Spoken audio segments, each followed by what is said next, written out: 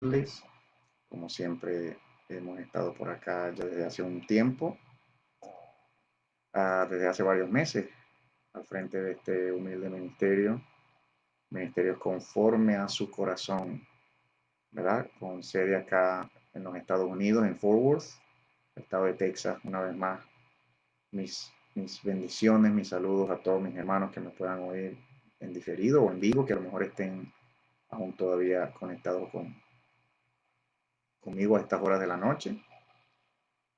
Genial si pueden quedarse aunque sea una horita más. Y si no, bueno, pueden, como siempre, ver mis videos en diferido, ¿verdad? Para toda la iglesia del Señor que está siempre pendiente de lo que estamos hablando, de lo que venimos hablando y en esta parte ya una séptima parte de este tema que venimos hablando y desarrollando. El domingo pasado pues no estuve con ustedes, pero no es problema. Hoy estoy una vez más de vuelta dilucidando lo que nos muestran las escrituras, ¿verdad? Siendo objetivos en nuestro entendimiento de las escrituras, más allá de lo que deseamos, ¿verdad? Como iglesia, más allá de lo que pedimos al Señor vivir en estos últimos tiempos. Le pedimos al Señor que nos ayude a entender sus escrituras y poder saber de verdad, poder entender y saber de verdad qué es lo que revela el Señor para estos últimos tiempos y qué está diciendo el Señor a su iglesia en estos últimos tiempos. Venimos hablando de tantas cosas y yo vengo compartiendo con ustedes, iglesia, de tantas cosas que el Señor ha estado mostrándome a modo personal y que yo compartiendo poco a poco, ya en los anteriores videos, ya 6 videos en esta serie, los vencedores y santos de la gran tribulación. ¿Quiénes son los vencedores y santos de la gran tribulación del libro de Apocalipsis? Es la pregunta que hemos tenido y es el estudio que estamos haciendo y que venimos hablando, ¿no? Venimos difundiendo esta pregunta para todo amigo, amiga que me oyes por primera vez, hermano, hermana, donde sea que estés, en los Estados Unidos, en México, en Latinoamérica, en Europa, Asia, desde donde puedan escucharme, ¿verdad? Este es su servidor a través de este ministerio. Venimos respondiendo a esta pregunta y venimos dándonos cuenta, ¿no? Como ya lo dije anteriormente, objetivamente, más allá de lo que deseamos, porque no deseamos pasar por ninguna tribulación, obviamente. ¿Quién desea ser probado hasta la muerte? ¿Quién desea ser probado en su fe, en su amor por el Señor, hasta la misma muerte, si nos toca estar delante del Señor? No creo que ninguno, ¿verdad? Podamos alzar la mano. Y me causa mucha inquietud estar hablando con amigos, con hermanos, a los cuales, ¿no? Y con los cuales me he estado haciendo esta pregunta y que he tenido conversaciones muy amenas, muy interesantes, pero que veo la actitud de mucho pueblo de Dios primero, ¿no? Mucha actitud en mucho pueblo de Dios, una actitud cerrada a no procesar estos conceptos de los que les vengo yo hablando, este concepto de ser probado, a no aceptar bajo ningún concepto y bajo la premisa, ¿no? Porque mucho pueblo de Dios en Latinoamérica y una gran parte de la iglesia del Señor Jesucristo en los Estados Unidos, en Norteamérica, en muchas partes del mundo, todavía creen o han sido, ¿verdad?, enseñados, ¿verdad?, erróneamente por hombres y mujeres genuinas en su fe, por hombres y mujeres genuinos en su fe, siervos de Dios, siervas de Dios, que por tantos años también han sido enseñados erróneamente ellos mismos. Y luego, ¿verdad? Nuestros pastores, nuestros hermanos, nuestros maestros, muchos de nuestros pastores, nuestros hermanos, nuestros maestros nos han enseñado que la iglesia del Señor no va a sufrir ninguna tribulación, que la iglesia del Señor Jesús no va a pasar por ninguna gran tribulación por estos últimos 7 años de gran tribulación que ya están comenzando, estos últimos años, que a la luz de la Biblia tienen un periodo anterior al momento en el cual se comienzan a desarrollar como tal estos últimos 7 años, ¿no? Es la profecía del Señor Jesús en Mateo 24. En Mateo 24, los últimos 7 años, ¿en qué momento comienzan? Sabemos, se nos ha enseñado, y eso sí lo entendemos, eso lo compartimos, eso lo predicamos, que los últimos 7 años son los llamados gran tribulación, cual nunca la hubo en la tierra y que nunca la habrá otra vez. Son los últimos 7 años. ¿En qué momento comienzan esos últimos 7 años? Hemos venido dilucidando, hemos venido entrando en estos temas escatológicos, hemos venido escuchándonos. Yo he venido escuchando muchos amigos, muchos hermanos, algunos ya me llaman loco, algunos ya me llaman hereje, loco, porque no procesan el concepto, no logran abrir todavía sus mentes, sus vistas a lo que dicen muchos textos claramente, y hoy vamos a seguir hablando de algunos de ellos, no solamente en la Biblia, sino en el libro de Enoc, en el libro de Melquisedec, en el gran rollo de Melquisedec, y en el libro antiguo llamado Apocalipsis de Elías. 3 libros, iglesia, hoy te traigo, aparte de varios versos bíblicos, Iglesia de Jesús, hoy te quiero hablar de estos otros, de lo que dicen otros libros extra bíblicos, libros que podemos llamar también apocalípticos, libros que basta una lectura de ellos para ver la cercanía y de lo que dicen ellos con respecto también a lo que dice el Apocalipsis, la cercanía que hay entre mínimo estos 3. Hay muchos otros libros, hay varios otros libros dignos de estudio, dignos de consideración, dignos de meditación y de pedirle al Señor que nos revele y nos muestre a la luz de la oración y del ayuno, pedirle al Señor, como el Señor nos dice tranquilamente, vengan a mí, clamen a mí, yo les responderé y les mostraré cosas grandes y ocultas que ustedes no conocen. Jeremías 33:3, ¿verdad? El Señor está esperando que sus hijos vengamos y le preguntemos. Pues la actitud de muchos hijos de Dios es no preguntar nada, no saber nada, no queremos saber nada, porque creemos que ya el Señor lo ha dicho todo, o creemos que ya lo sabemos todo con solamente los libros bíblicos. Cuando venimos al conocimiento, ¿verdad?, de que hay otros libros extra bíblicos, muchos libros antiguos escritos en arameo y en hebreo, como ya vengo diciendo en videos anteriores, y que algunos de estos libros son apocalípticos, entre ellos estos 3 que ya mencioné, vuelvo a mencionar para el que no me escuchó: libro de Enoc, libro de Melquisedec, el gran rollo de Melquisedec y el Apocalipsis de Elías. Son libros antiguos escritos en hebreo y en arameo, aún antes del Señor Jesús, escritos antes de Cristo, y que cuando llegamos a saber que estos libros existen y que siempre han estado, y que cuando comenzamos a leerlos se parecen bastante al libro de Apocalipsis, al libro de Daniel, en mucho de lo que dicen concuerdan, no se contradicen, entonces tú comienzas a preguntarte, Señor, cuando comienzas a ver que en estos libros que te estoy contando también se habla de los santos, también se habla de los vencedores, los santos y los vencedores del anticristo y de su marca, los santos y vencedores del demonio, de Satanás, de su nombre y de su marca, los que lo vencieron, como habla el Apocalipsis, ¿verdad? En su capítulo 13, el Apocalipsis de Juan. Entonces tú comienzas a decirte, bueno, Dios mío, ¿de verdad fue que la iglesia se quedó? ¿De verdad fue que la mitad de la iglesia se quedó? Se fue una mitad en un arrebatamiento antes de la tribulación y la otra mitad se quedó, y los que se quedaron son esos santos en los cuales ya no reposa, si es que se quedaron, ¿verdad? Si es que hubo un arrebatamiento al inicio de estos 7 años, y estos que se quedaron fueron los que tuvieron que sufrir la gran tribulación. ¿Cómo van a lograr estos santos que hablan de tantos libros dar sus vidas, dar sus cabezas, como lo dice el libro del Apocalipsis, los decapitados que vio el apóstol Juan, ¿verdad?, siendo levantados, resucitados? Porque cuando habla de la resurrección de los muertos, está hablando de quién, de los decapitados que él mismo vio, de los 2 testigos, sobre los cuales vamos a hablar el video que viene, en una última parte de esta serie, el video que viene. Quizás 1 o 2 videos más vamos a estar compartiendo. pero hoy yo les traigo varios versos bíblicos, así que si tienes lápiz y papel, lápiz y cuaderno, Iglesia de Jesús, puedes copiar y puedes estudiar y meditar estos versos, por favor.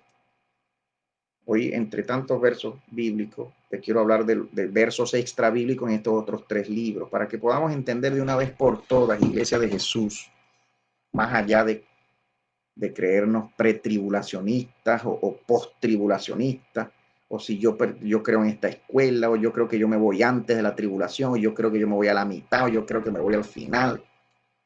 Estos 3 libros que hoy quiero relatarte y que quiero citar varios versos en estos otros 3 libros, dicen claramente y muestran claramente, el Señor nos muestra la necesidad que tiene la iglesia del Señor de ser probada hasta el último minuto. La necesidad que tenemos nosotros, no Él, es la necesidad de nosotros como iglesia, que tenemos de ser procesados hasta el último minuto de toda la tribulación que viene, para que el Señor pueda sacar de nosotros el oro que hay en nosotros y podamos nosotros ser considerados dignos y tenidos por dignos, más allá de lo que ya lo somos, por la sangre, por el sacrificio de nuestro Señor en la cruz. Él nos hizo dignos, enviando a su Hijo. Él nos consideró dignos de que su Hijo muriera por nosotros. Pero más allá de eso, vemos en estos versos que quiero relatarte, que quiero que los oigas, iglesia, que abras tu corazón a lo que dice el Espíritu de Dios, lo que enseña, lo que revela, la necesidad de que por muchas tribulaciones pasemos antes de estar con el Señor, y que en las tribulaciones que vienen es donde se verá y donde cada quien sabrá de verdad, no el Señor, porque el Señor ya sabe quiénes lo aman y quienes están dispuestos a todo por Él, en su amor, en nuestro amor por Él. Yo con esta serie no estoy hablando, ni estoy predicando, ni estoy queriendo ser profeta del desastre, ni estoy queriendo ser profeta, ni pretendo llamarme, ni que me llamen profeta del desastre o profeta de la infamia y de la destrucción, no. Porque yo no sueño con la destrucción que viene para este mundo, que ya va a comenzar posiblemente ya este mismo año, el año que viene, que ya lo he anunciado y ya lo he estado compartiendo y ya lo han estado hablando muchos otros pastores y siervos de Dios. No es con lo que yo sueño con el cielo del Señor. Yo, su siervo, su servidor en esta hora, servidor de Cristo, esclavo de mi Señor Jesús, yo sueño con el cielo del Señor. Yo sueño con Él, con estar con Él ya pronto, que se acabe todo esto. Pero si es necesario pasar por lo que Él quiera que pasemos, pasémoslo. Si tenemos que ser probados hasta el final, nada más para poder ser hallados dignos de estar con Él, como Él lo revela en muchos versos. Él vale la pena, iglesia de Jesús. Cristo Jesús vale la pena. Vale el dolor, vale la pena el dolor por Él, vale la pena la muerte por Él, por nuestro Señor, nuestro Creador, nuestro Dios. Que Él nos tenga por dignos de luchar, que Él nos tenga que Él nos escoja para pelear la buena batalla de la fe hasta el final, en contra del pecado en nosotros mismos y en contra del pecado y de la maldad en otros, en los mismos demonios, en los mismos ángeles caídos, pelear contra ellos y vencerlos, aún en la misma muerte, porque los vamos a vencer, aún en la misma muerte, los vamos a vencer en el medio de la destrucción, en el medio del hambre, del dolor, del llanto, de la angustia. Que tú mantengas tu fe y tu amor, que tú no reniegues y no te dejes marcar por la marca que ya viene, la marca del demonio, del anticristo y del diablo, que ya viene, la marca de Satanás.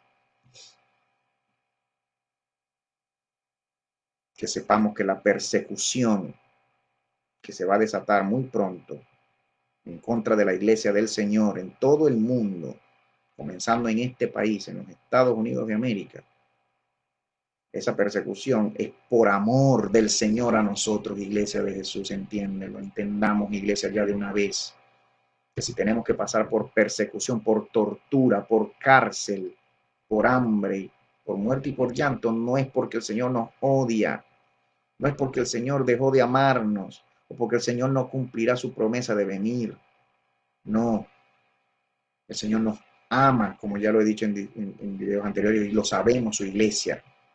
Pero el Señor nos va a probar nuestra fidelidad. Tiene que hacerlo, porque muchos son los que ya traicionan al Señor y apostatan de la fe. Muchos son los que ya están traicionando al Señor y están abandonando al Señor, yéndose tras un evangelio de mentira, un evangelio falso, que solo te habla de abundancia y de prosperidad y de bendición aquí en esta tierra que ya se está acabando, en esta tierra donde ya estamos viendo los finales años, los tiempos finales, los desastres finales, los juicios finales del Señor. Todavía los falsos profetas del demonio, el Señor los reprenda, hablándole a la iglesia de mucha abundancia y de mucha prosperidad en esta tierra, no es lo que el Señor está revelando para este tiempo. Son falsos maestros, falsos profetas, apóstatas. El Señor les tiene ya su paga y les tiene ya a todos los que aún le predican a la iglesia mucha abundancia y mucha prosperidad en estos últimos años. Ya el Señor les tiene su día preparado para que den cuentas, porque han engañado al pueblo y se han dejado engañar ellos mismos y han dejado que Satanás entre en la iglesia a engañar al pueblo, a prediciéndole al pueblo y profetizándole al pueblo mucha abundancia cuando ya estamos entrando en los días de la ira del Señor. Iglesia de Jesús, el Señor está diciendo por boca de muchos de sus siervos, y es lo que vengo yo queriendo unirme, y porque tengo que unirme, porque el Señor me ha mandado a unirme ya a la voz de muchos de sus siervos y de sus siervas. El Señor me ha dicho ya, me ha hablado y me ha dicho, tienes que unir tu voz a la de ellos porque es lo que el Señor está diciendo ya. Preparémonos, iglesia del Señor. Preparémonos. Muchos siervos aquí en los Estados Unidos, en Latinoamérica, en todos los idiomas. Ya el Señor está abriendo sus bocas, nuestras bocas, para alertar a la iglesia. Preparémonos para lo que ya viene. Preparemos nuestro corazón, nuestros espíritus, nuestras almas, nuestras mentes.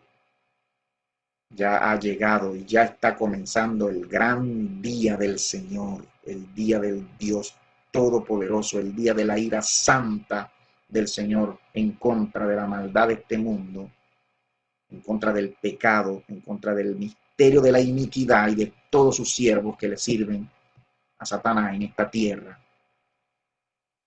que aman la mentira y han dejado engañar sus vidas y llenar sus vidas de mentira y de engaño y han engañado a otros también. El Señor tiene que venir, el Señor va a venir y antes de venir va a juzgar la maldad de este mundo y a todos los malos y perversos, todos los defraudadores y engañadores, burladores, y va a comenzar por su iglesia y ya lo está haciendo. Ya el Señor está comenzando por su altar, va a juzgar, va a medir con su vara, como lo dice el libro de Apocalipsis. Saldrán los ángeles de Dios a medir a los que adoran en el altar, a los que adoran en la iglesia y en el altar del Señor, a los siervos del Señor, a los mismos siervos del Señor, a muchos que se hacen llamar siervos y profetas, van a ser cortados por falsos, por defraudadores, por hipócritas, por cobardes, por engañadores, por adúlteros, por brujos y hechiceros y por falsos profetas en el altar del Señor, engañando al pueblo de Dios, diciéndole al pueblo de Dios que vienen muchos años de paz y muchos años de abundancia cuando no es así, porque la iglesia va a comenzar a ser probada ya en los años que vienen para después, al final de esta gran tribulación, estar con el Señor en toda la abundancia del Señor, en toda la paz del Señor, en toda la prosperidad del Señor que viene con el reino del Señor cuando Él venga Él mismo y haga todas las cosas otra vez, de nuevo, su cielo nuevo y su tierra nueva. Claro que deseamos ser bendecidos en esta tierra. Claro que deseamos ser benditos de Dios en esta tierra, en los años que nos quedan de vida. Claro que deseamos la bendición del Señor y la abundancia y la prosperidad del Señor y la paz del Señor y el gozo del Señor y la alegría y todo en el Señor. Pero, iglesia, entiende, vienen años donde eso lo vamos a vivir en medio de la escasez, en medio de la guerra, donde esa paz la vas a vivir en tu interior, la vamos a vivir en nuestro interior. No la vas a ver mucho alrededor, no la vamos a ver mucho alrededor. Tenemos que ya comenzar a prepararnos. espiritualmente, emocionalmente, intelectualmente, psicológicamente, económicamente. El Señor ya nos está anunciando por muchos de sus profetas.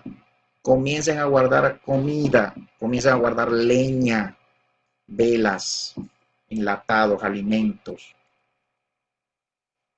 Y que el Señor sabe que aunque no guardemos mucho, porque posiblemente no nos va a alcanzar a muchos guardar mucho, eso no hay problema, porque como vamos a ver en algunos versos que les tengo hoy, el Señor enviará a sus mismos ángeles a cuidarnos, iglesia de Jesús. Vamos a ver tiempos de gloria. Vamos a comenzar a ver ya pronto, en estos años de tribulación que ya vienen para los Estados Unidos, para Venezuela, para América Latina y para todo el mundo. Vamos a ver el gran avivamiento, muchos viniendo al Señor en masa, corriendo, las iglesias de Dios abarrotadas de gente, las casas de los siervos del Señor abarrotadas de gente. Le hemos pedido al Señor avivamiento, ¿verdad? En los Estados Unidos, en Venezuela, en Latinoamérica, le hemos pedido al Señor avivamiento. Señor, envíanos las almas. Señor, pedimos por tus hijos. Donde sea que estén, tráelos a ti. El Señor lo va a hacer. Quizás no como esperamos por mucho tiempo, quizás de otro modo, pero el Señor igualito lo va a hacer, nos las va a traer.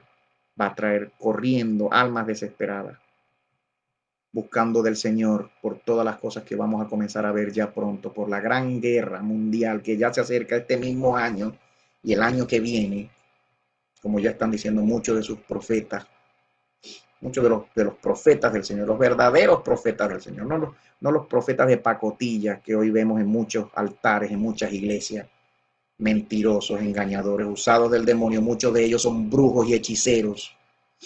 En el mismo altar del Señor hacen brujerías y hechicerías. El Señor ya los conoce, ya los vio.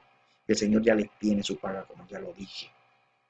Si el Señor no juzga la tierra, si el Señor no juzga la maldad del hombre, y aunque la iglesia tenga que ver cómo Dios trae el juicio sobre los hombres perversos y sobre la maldad del mundo, si el Señor no hace lo que tiene que hacer, el Señor es injusto también, y el Señor no es así.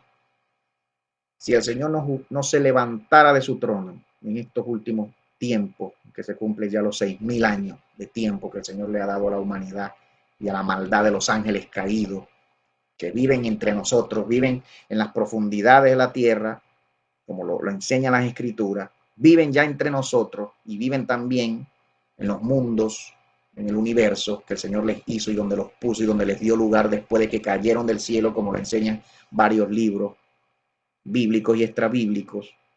Si el Señor no viniese a juzgar la maldad de todos los perversos y rebeldes, el Señor también fuese malo e injusto y no pudiéramos confiar en Él, no haría falta confiar ni creer en ningún Dios, porque si no hay castigo y juicio para los que merecen castigo y juicio, entonces ¿de qué sirve? ¿De qué vale la vida que vivimos?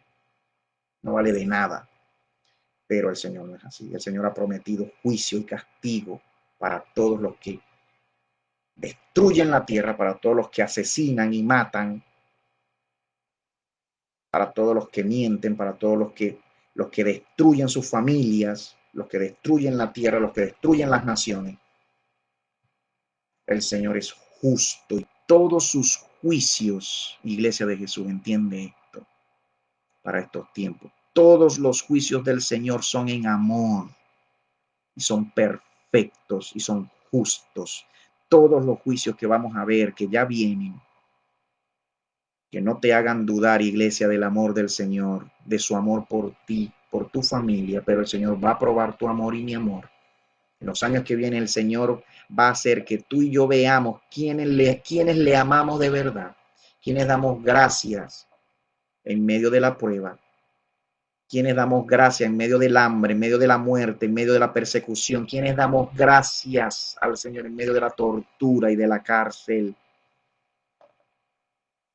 Porque es muy bueno tener al Señor en los tiempos buenos, ¿verdad? Es muy bueno, qué bueno ver la mano del Señor y la bendición del Señor, ¿verdad? En los tiempos buenos. Qué bueno adorar al Señor en tiempos buenos, pero ¿quién adorará al Señor en los tiempos malos? ¿Quién le dará gracias al Señor cuando nos veamos probados por el Señor como lo hizo Job? que nunca negó al Señor y nunca pecó con su boca contra el Señor cuando el Señor vino y le quitó todo lo que tenía. ¿Mm? ¿Quién será como Job en estos tiempos que vienen? Levantemos la mano. ¿Quiénes seremos como Job? ¿Quiénes diremos, el Señor me dio, el Señor me quitó? Bendito sea su nombre para siempre, su santidad. ¿Mm? ¿Quiénes seremos los agradecidos? Que nos acordaremos de todo lo que el Señor nos dio en los tiempos buenos. ¿Quiénes recordaremos todos los tiempos buenos y todo lo que el Señor nos dio y todo lo que Él es? ¿Quiénes saldremos dando gracias al Señor y adorando al Señor por lo que Él es y por quien Él es para nuestros corazones y nuestras mentes y nuestras almas? Y no solo hacerlo por lo que Él nos da o deja de darnos. ¿Quiénes seremos los agradecidos? ¿Quiénes serán los traidores, iglesia? ¿Quiénes serán los traidores que traicionarán al Señor apenas ver que un familiar se le muere en los tiempos que ya vienen, que ya está pasando y que ya lo estamos viviendo? En las tribulaciones que ya está el mundo viviendo hoy en día. ¿Quiénes renegarán del Señor? ¿Quiénes se rebelarán en contra del Señor y de sus santos juicios porque nos cuesta creer que el Señor sea bueno y nos ame en medio del juicio? ¿Mm? ¿Quiénes entenderán que necesitan ser probados hasta el último minuto? ¿Quiénes entenderemos que el Señor nos prueba porque nos ama, para que tú y yo crezcamos en nuestro amor, en nuestra fe, para que tú y yo seamos perfeccionados y purificados en nuestro amor y en nuestra fe por Él, por lo que Él es y por quien Él es? Lo adoramos y le servimos por quien Él es, iglesia, no lo olvides nunca. Porque si solo vienes a Él y solo adoras a Dios por lo que Él te da, entonces tú no eres un verdadero adorador en espíritu y en verdad. Si yo adoro al Señor solo por lo que Él me da o deja de darme, entonces yo no soy un verdadero adorador en espíritu y en verdad. Y vienen los años en que el Señor nos probará como a Job, nos hará ver su potente voz, nos hará ver sus poderosos y justos juicios. ¿Quién se alegrará y quién gritará y dirá, salga Jehová, levántese de su trono y pelee por su pueblo? Venga a Israel y venga a su iglesia y juzgue la maldad de este mundo y acabe con todos los perversos y con toda la maldad de este mundo y traiga su reino eterno de justicia y de verdad. ¿Quiénes gritarán? ¿Quiénes gritaremos cuando el Señor comience a tronar? Cuando se abra la tierra, cuando venga el gran terremoto del sexto sello, cuando caigan todas las estrellas del cielo del sexto sello y del séptimo sello y todas las trompetas comiencen ya a suceder muy pronto, ¿quiénes adoraremos y gritaremos al son de las trompetas que oiremos y que ya se están oyendo en muchas partes del mundo y que vamos a seguir oyendo porque sonarán las trompetas y el mundo las oirá? Vendrán los grandes truenos, las grandes tormentas, el sol se oscurecerá, como lo dice la palabra, que justo después de la gran guerra que ya viene, de la tribulación de aquellos días, de Mateo capítulo 24, verso 29, inmediatamente después de esa tribulación, de la gran guerra que ya viene, el sol se oscurecerá y la luna se volverá como sangre. Y comenzarán en ese momento los últimos 7 años y la gran persecución de la iglesia que va a llevar a cabo el hijo del demonio, el hombre de pecado que ya gobierna en este país y que ya gobierna en el mundo, el cuerno pequeño, que ya todos deberían saber quién es, toda la iglesia del Señor, y que ya muchos siervos y siervas de Dios sabemos quién es por nombre y apellido, sin problema alguno, porque es muy obvia su acción en las noticias y en las redes sociales y en lo que él anda haciendo ya, firmando la paz con los países árabes para ya luego traer su guerra de él que él necesita para él quedar como rey mundial, ¿no? Como el último gran cuerno, el octavo rey del que habla el libro de Apocalipsis. Ya es muy obvio saber quién es él, nuestro enemigo en la tierra, el hijo del demonio, el hombre de pecado, el hijo de perdición. El Señor lo reprenda. a Él y a todos sus siervos de Él que le sirven a Él, porque ya saben quién es Él, ya conocen que ya Él está entre nosotros. Preparémonos, Iglesia de Jesús, no somos los traidores.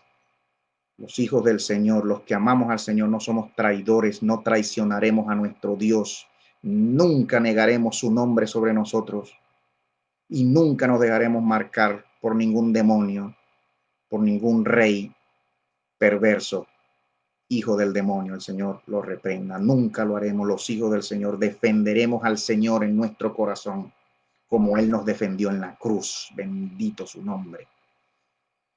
Él peleó por ti, para vencer también a una muerte, si toca morir por Él. Y venceremos, eso haremos. Bendito el Señor, Él estará con nosotros. No nos dejará huérfanos. Él estará con nosotros hasta el fin, como dice la palabra.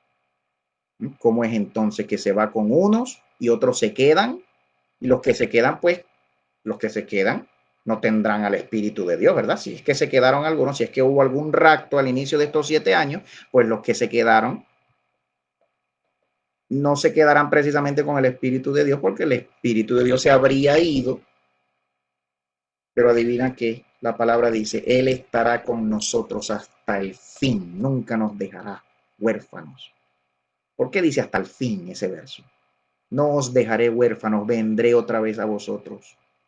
Yo estaré con ustedes hasta el fin. El fin es el fin. El fin es el fin. No antes del fin, no un capítulo antes del fin. El fin es el fin, ya lo hemos dicho. Si leemos este verso, quiero leer varios versos en la Biblia para luego leerles otros. Y si tienes para copiar, copia, iglesia, y entiende estos secretos, esta verdad que el Señor nos revela. En Salmos 8, verso 18, ¿cómo dice? Salmos 8, verso 18. El Señor nos muestra la necesidad de que seamos probados en medio de tribulaciones y sufrimientos. Ya lo vengo diciendo en los videos anteriores, pero hoy quiero remarcar esto y hacer énfasis en esta, iglesia, para que sepas que el sufrimiento en la vida de los hijos de Dios no es por capricho del Señor ni por maldad en su corazón. Es necesario porque los hombres, nosotros, pecadores de nacimiento y pecadores por naturaleza, no crecemos, las almas humanas no crecen en su realización completa espiritual delante de Dios si no son probadas en el sufrimiento. Tristemente, el hombre pecó, nuestro primer padre Adán pecó en el huerto del Edén y entró la muerte, entró el pecado, entró la caída de la naturaleza humana y de la tierra y de los mismos ángeles caídos. Si no somos probados y si no pasamos por el fuego, no crecemos y no hasta nuestro máximo potencial espiritual delante de Dios. No crecemos en amor, no crecemos en fe, porque el amor se muestra en la prueba. Es muy bonito, es muy fácil decir te amo cuando todo es bonito, pero ¿quién dice te amo en medio de la muerte? ¿Quién le dirá al Señor te amo con mi vida y dará su misma vida al Señor si es necesario hacerlo? ¿Quién? El te amo, el amor se demuestra en el sacrificio, se demuestra en el sufrimiento, iglesia del Señor. Bendito el Señor te va a cuidar y te va a llevar hasta el último minuto. Y tú no vas a negar al Señor, tú no negarás a tu Dios. Tú demostrarás tu amor y yo lo haré también. A Él defenderemos al Señor en nuestro corazón, donde Él vive. Él vive en ti, Él vive en mí. Tú defenderás al Señor dentro de ti. Porque si lo negares y si yo lo negara, Él también nos negará. Si tú y yo lo negamos, iglesia, Él también nos negará. No tengas duda de eso. Y nuestras almas se habrán perdido en los infiernos para siempre, donde está el lugar de todos los que niegan su nombre y los que odian el nombre del Señor en ellos. Esos no somos nosotros. Esos son ellos, inicuos, perversos, malignos, hijos del diablo, como el mismo Señor los llama. Romanos 8:18, iglesia. Quiero leértelo. Y otros versos rápidamente acá. Voy a leer varios versos Hoy es una noche de lectura de la palabra. Hoy vamos a leer la palabra y vamos a meditar y nos vamos a detener. Romanos 8, verso 18 dice así. El verso 18 dice: pues considero, el apóstol Pablo, que los sufrimientos del tiempo presente no son dignos de ser comparados con la gloria venidera que va a ser revelada en nosotros. ¿De qué habla el apóstol? Habla de sufrimiento.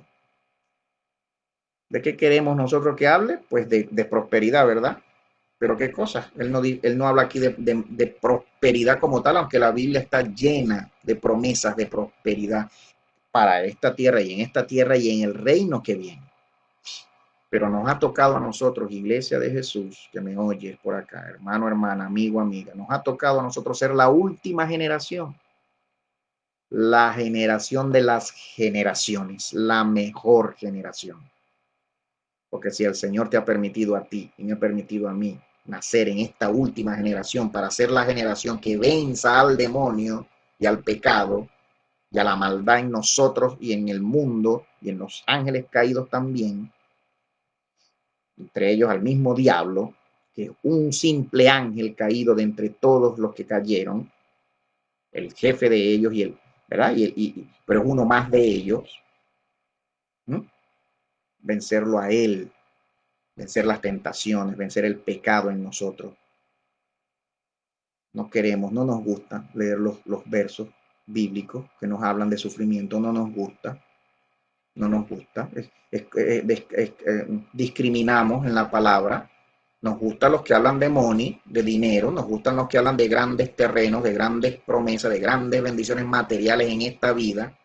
No nos gusta leer ninguno de estos versos, los obviamos, les pasamos por encima, los leemos rapidito y pasamos al otro, pero todos estos versos, como Mateo 24, del 9 al 13, donde el mismo Señor, nuestro Señor, nos habla, ¿no? Nuestro Señor nos dice: presten atención, les estoy hablando, presten atención.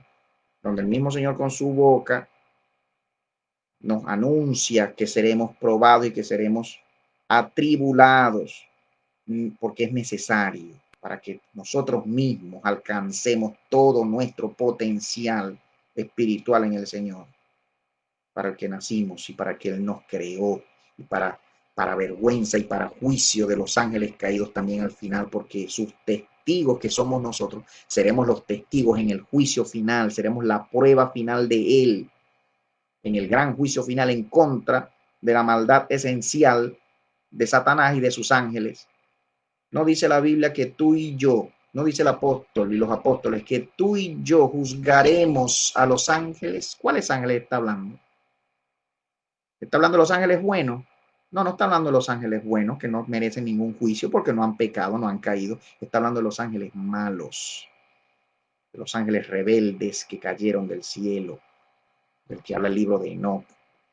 La Biblia dice en muchos versos que tú y yo juzgaremos, aunque sabemos que el que juzga al final es el Señor, el juez que va a juzgar al final, porque es el único que tiene derecho a juzgar, porque es el único perfecto para juzgar. Es el mismo Señor Jesucristo, a quien Dios Padre le dio la autoridad para juzgar, como dicen las Escrituras. Pero la prueba final seremos tú y yo, que habremos dado nuestras vidas, si es necesario, demostrándole a ellos, los ángeles caídos, que sí es posible vivir para el Señor y creer en el Señor y obedecer al Señor hasta el final, aún sin verlo. Porque ese es el mayor pecado de ellos. Ellos veían la luz. ¿Por qué ellos no tienen perdón de Dios, iglesia? ¿Te has preguntado? Muchos han intentado responder esta pregunta. ¿Por qué los ángeles caídos no tienen perdón de Dios? A diferencia del hombre por quien el Señor bajó, se humilló y murió para rescatarnos a nosotros. ¿Por qué ellos no? ¿Por qué no hay perdón para ellos? Porque a ellos nadie los tentó. Ellos veían la luz y vivían y gozaban y disfrutaban la luz. Veían a Dios cara a cara. Y aún así, viendo a Dios y teniendo a Dios y viviendo delante de Él, lo despreciaron, lo maldijeron, al Creador, a quien los había creado, a quien les dio su nombre y les dio su ministerio de ellos y les dio su poder y su luz de cada uno de ellos. Ellos decidieron rebelarse ante el quien los creó, a diferencia de nosotros, que pecamos porque somos tentados por ellos. ¿Mm? El Señor, en su ira santa,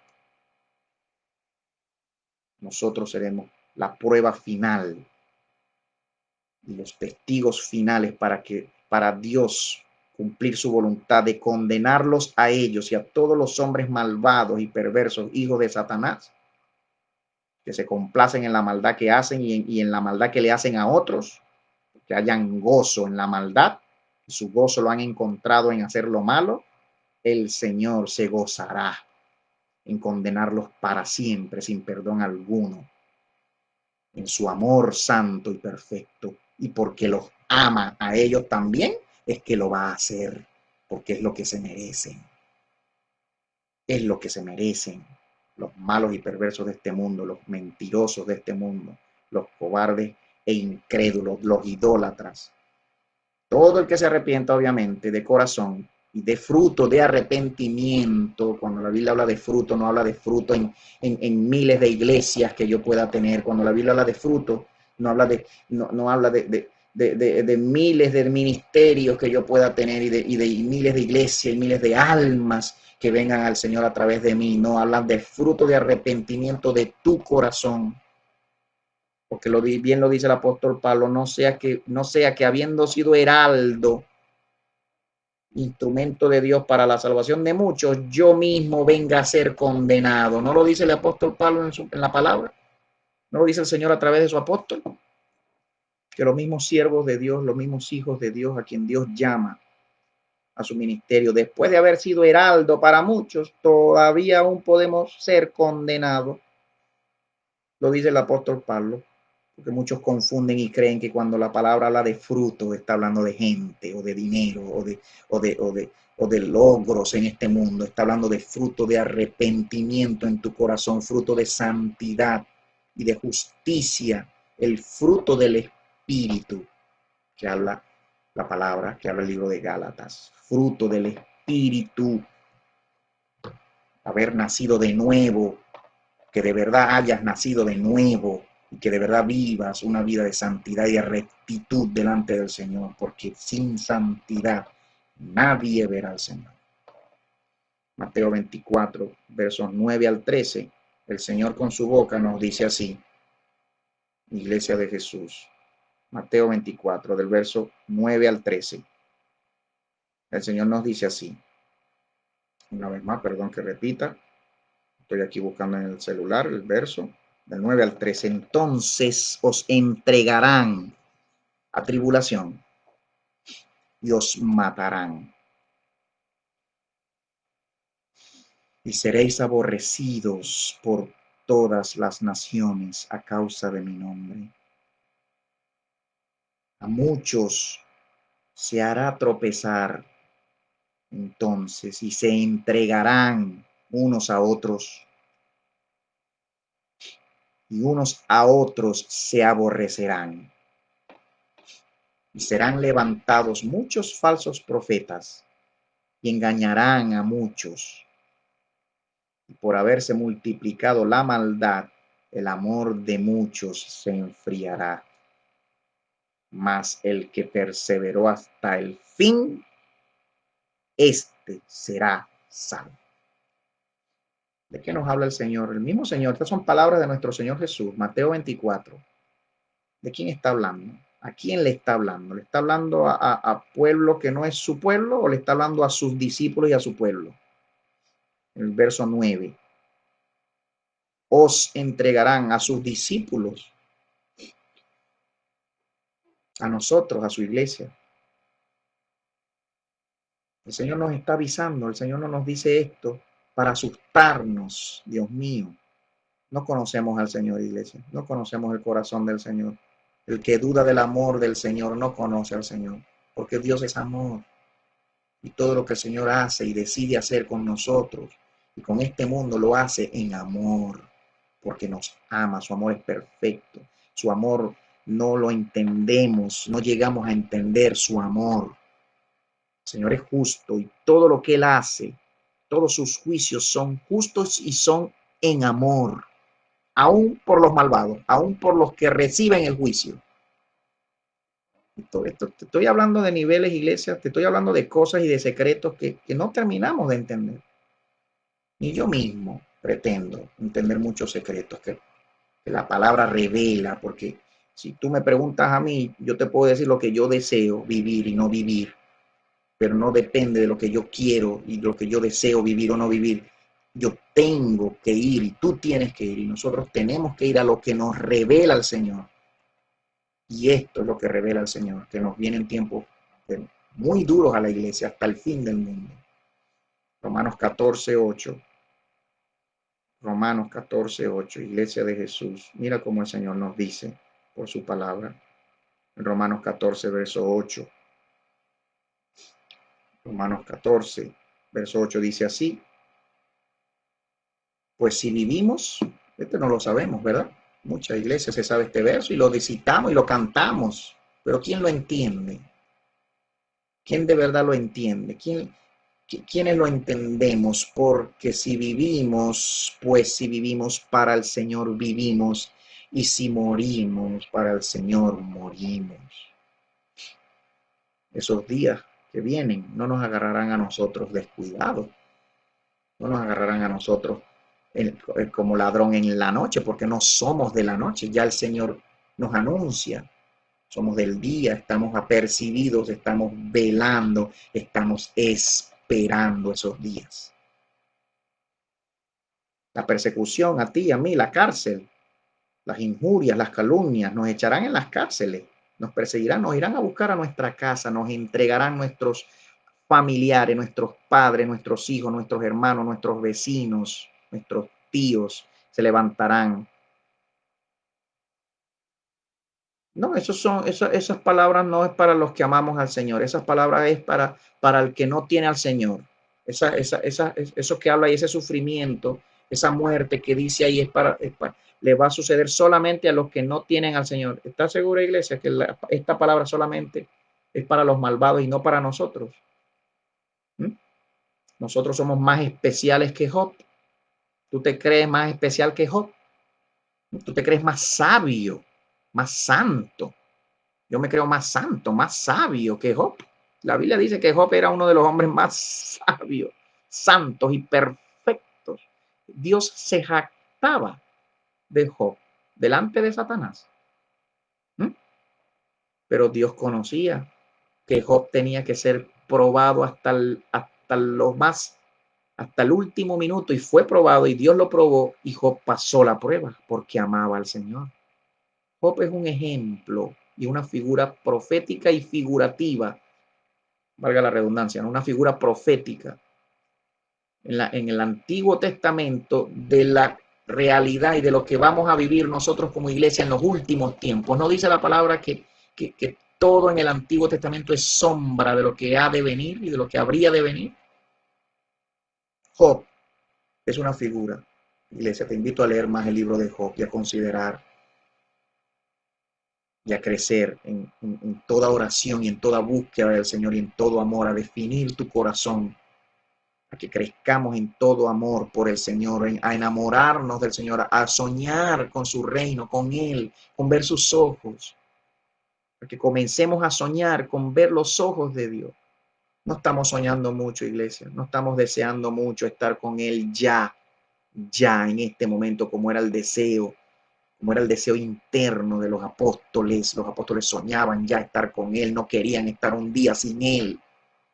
No pasaba un día en que vinieran sus apóstoles a arrodillarse delante de Él, a estar con Él, a pasar tiempo con Él, a enamorarnos de Él, a escuchar sus palabras. Los apóstoles ya en los primeros años, después de que el Señor se fue, los apóstoles lloraban, sufrían porque el Señor se había ido. Era un sufrimiento, era un constante preguntarle al Señor: ¿cuándo tú vienes? ¿Cuándo tú vienes? ¿Vienes ya pronto? ¿Cuándo vienes? El Señor terminó dejándola, ¿verdad? Las palabras en Apocalipsis: no se preocupen, ya yo vengo, no se preocupen, ya yo vengo. ¿Por qué creemos, iglesia? ¿Por qué crees tú, iglesia, que los apóstoles pasaban y caminaban? La gente se sanaba, así nomás. Pasaba Pedrito, pasaba Pablito, pasaba Juancito, cualquiera pasaba. La gente lo que tenía era que echarse a los pies de ellos, nada más, para que la gloria de Dios.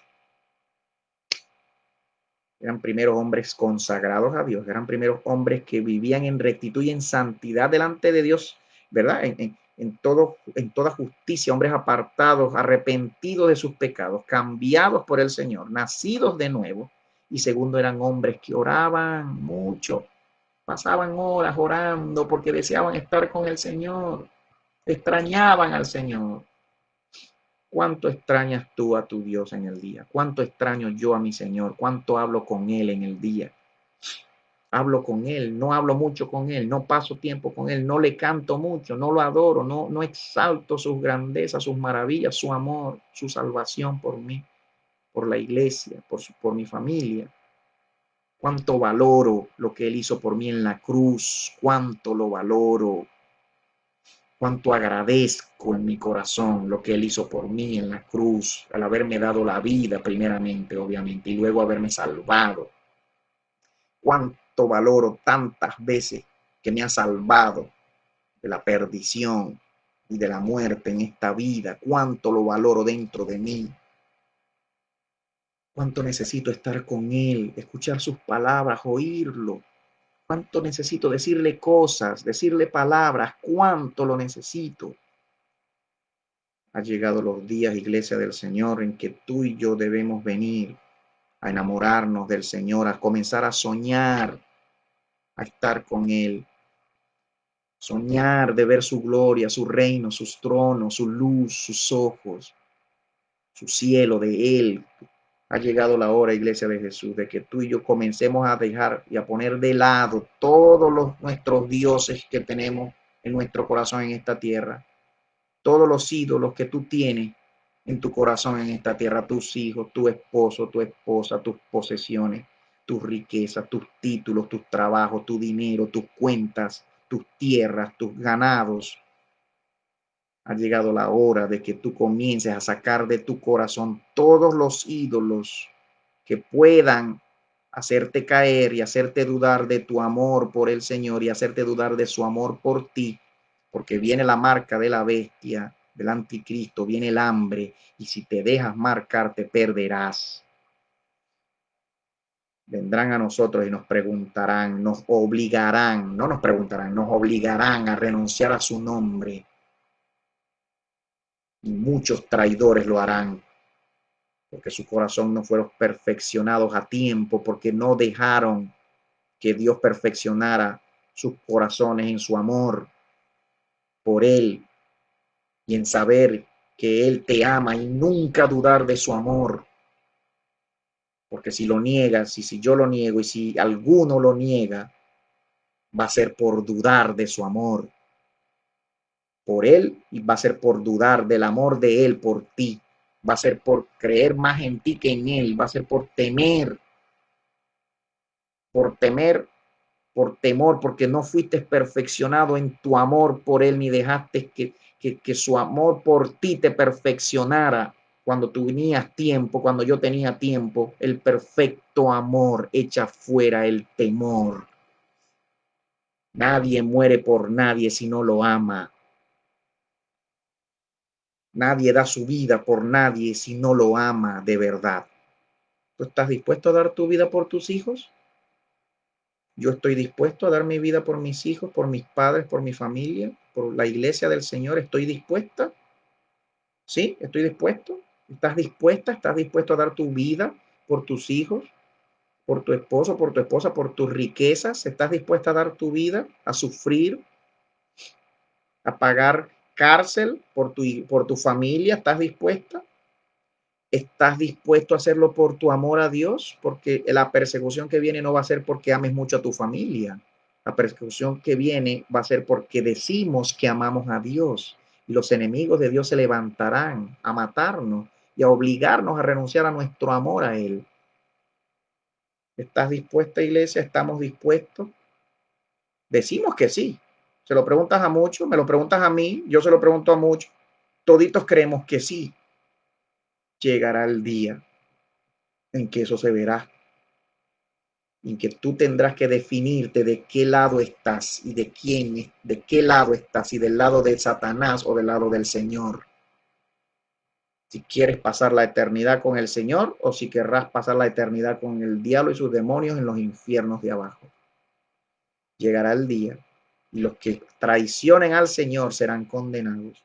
No traicionaremos al Señor, bendito el Señor. No seremos débiles, no seremos cobardes, no seremos traidores. Los traidores y los cobardes son los que traicionan. Como decía el Chavo del Ocho, los tontos son los que dicen tonterías, ¿verdad? Pues los traidores y los cobardes son los que traicionarán al Señor. Nosotros no lo somos. Como dice Hechos 14, 21 y 23, del 21 al 23. Hechos, el libro de Hechos, Iglesia de Jesús, hermosa novia del Señor. Hechos 14, del 21 al 23. Dice así, el Señor hablándonos de la necesidad de que seamos probados hasta el último minuto y hasta la misma muerte si es necesario. Dice así, después de anunciar la buena noticia en aquella ciudad y hacer muchos discípulos, regresaron a Listra,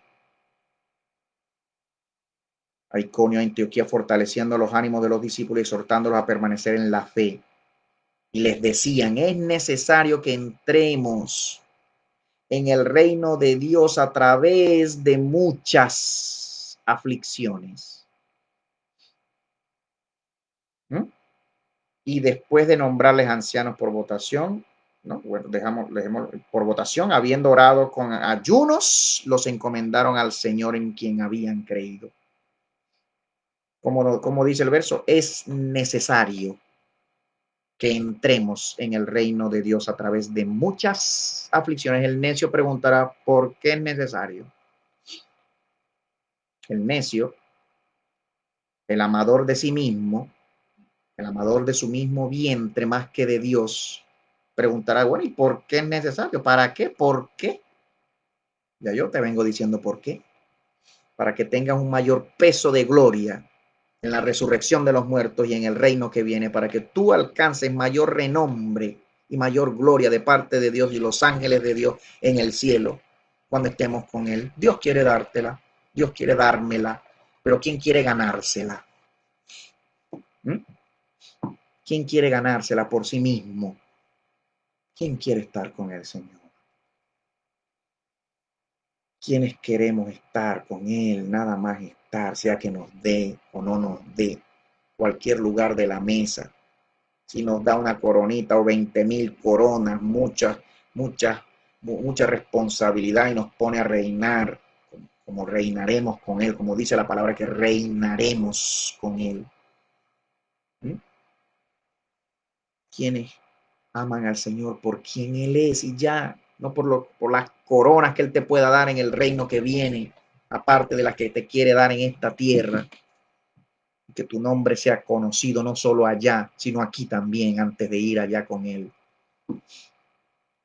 Conocido para gloria de su nombre, de Él, no para gloria de tu nombre. Tu nombre no vale nada, mi nombre no vale nada, el nombre de Él vale todo. El nombre de Él es digno y merecedor de nuestra adoración y de nuestro sacrificio. Bendito su nombre. Segundo de Corintios, Iglesia del Señor, mira cómo dice. Segunda de Corintios, capítulo 7, verso 3. Aquí está, Segunda de Corintios, capítulo 7, verso 3. El nuevo pacto. ¿Mm? Siendo manifiesto. ¿Mm? Estamos copiando aquí, ¿verdad? Ya estamos terminando. 7, verso 3. Segunda de Corintios, verso 3. Siendo manifiesto que sois una carta de Cristo, habiendo sido provista por nosotros, escrita no con tinta, sino con el Espíritu del Dios vivo, no en tablas de piedra, sino en tablas que son corazones de carne. Tengo este verso aquí, segunda de Corintios, habrá sido primera de Corintios, verso 7, capítulo 7, verso 3, hablando de la necesidad. El 7, no, 7:3, perdón. 7, capítulo 7, verso 3, dice así: no os lo digo para condenación, porque ya he dicho que estáis en nuestros corazones para morir y para vivir juntamente. ¿Mm? Segunda de Corintios capítulo 7, ¿sí? Verso 3. Corintios capítulo 7, verso 3, perdón, iglesia.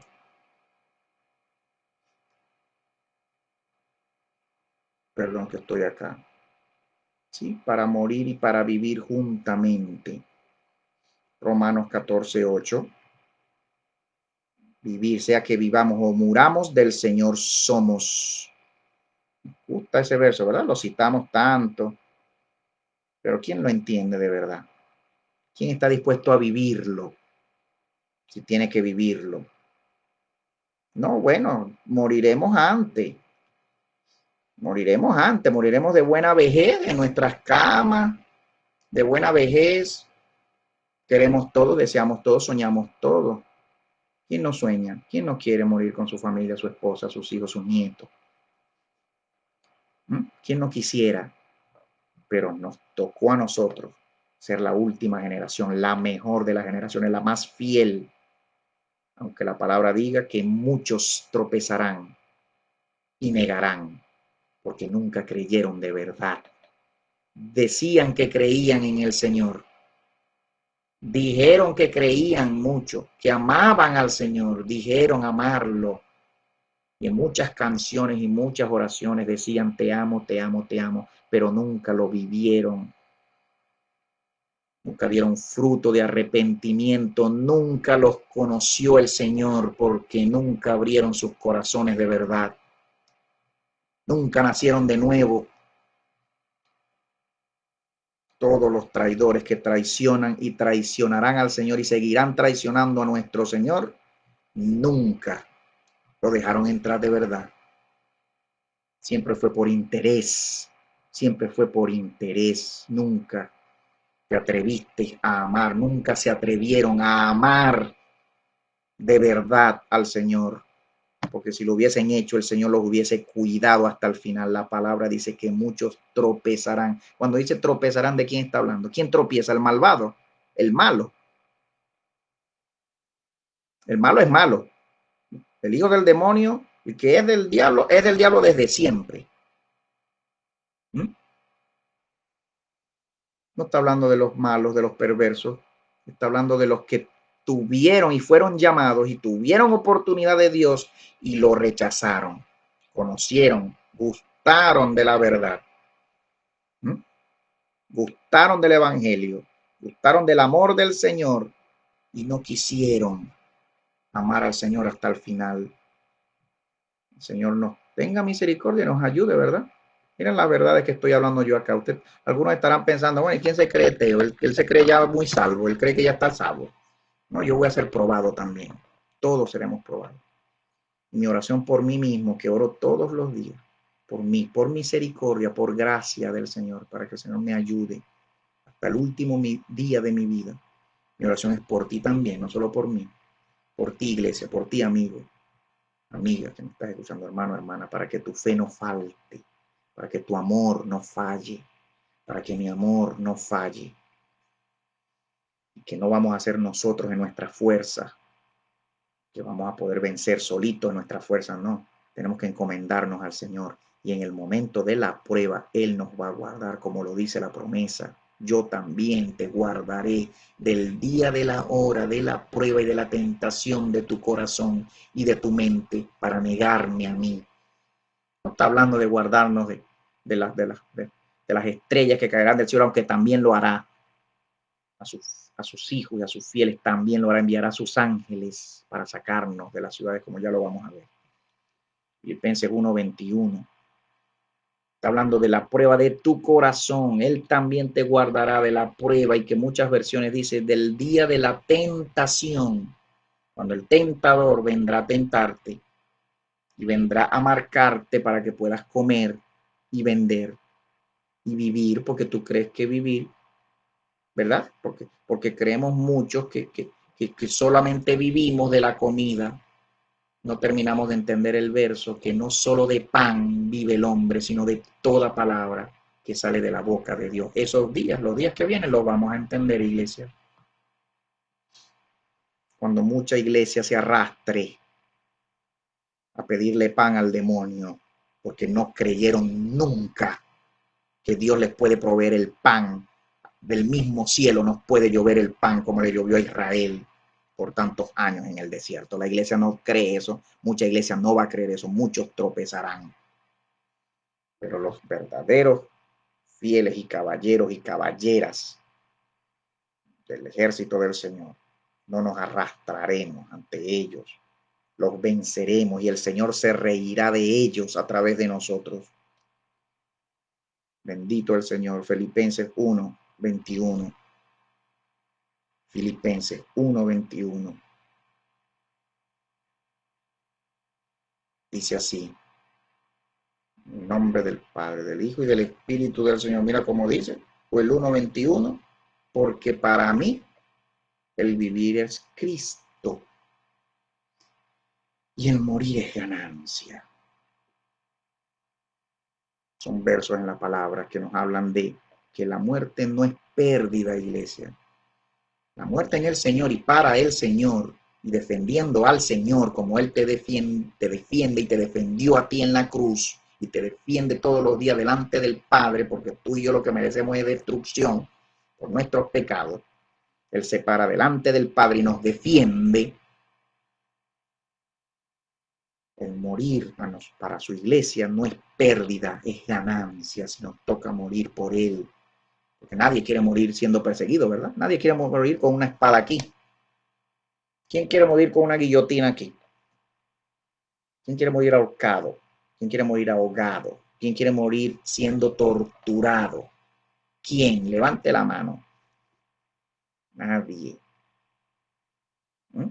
Pero leemos este verso y nos gusta cantarlo, nos gusta orarlo, ¿verdad? Nos gusta, ay, qué bonito verso nos va a tocar algún día.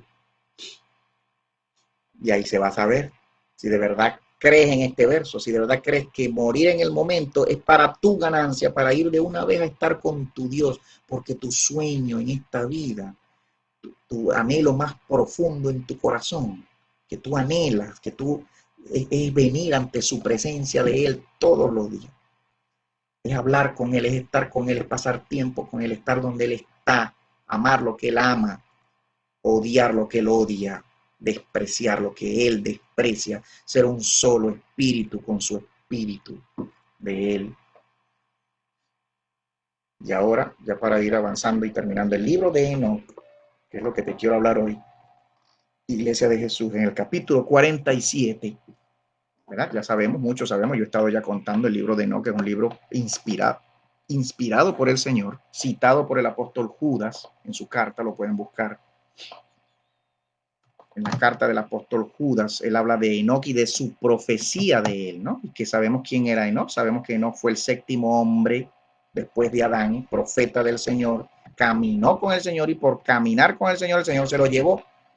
Y Judas cita a Enoc y a la profecía de Enoc, que está escrita y que existe desde siempre y que los judíos han tenido desde siempre al libro de Enoc.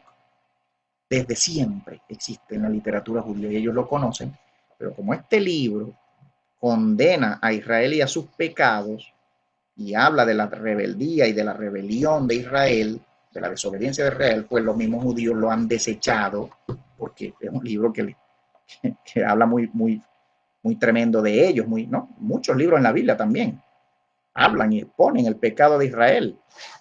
Y por eso ellos solamente tienen 24 libros inspirados. ¿Cuántos libros consideran los judíos inspirados? Solamente 24. Y los que no hablan mucho de la rebelión y de la desobediencia de Israel. La mayoría de los libros hablan de la rebelión y de la desobediencia de Israel. Uno de ellos es Enoc. Pero Enoc también habla de los vencedores y de los santos de la gran tribulación. los vencedores y los santos que vivirán en los tiempos de la gran tribulación, no que serán precisamente arrebatados antes de la gran tribulación, porque no existe ese concepto en los libros sagrados inspirados por el Señor. El capítulo 47, verso del 1 al 4, que al leerlo te va a hacer pensar en varios versos del Apocalipsis. Dice así, capítulo 47, verso del 1 al 4 del libro de Enoch. Y en esos días habrá ascendido desde la tierra la oración de los justos y la sangre de los justos hasta el Señor de los espíritus. Habrá ascendido la oración y la sangre de los justos hasta el Señor de los espíritus. El verso 1 habla de la oración de los justos. Cuando habla de justo, ¿a quién se refiere? A la iglesia. Los justos son los mismos santos del Apocalipsis.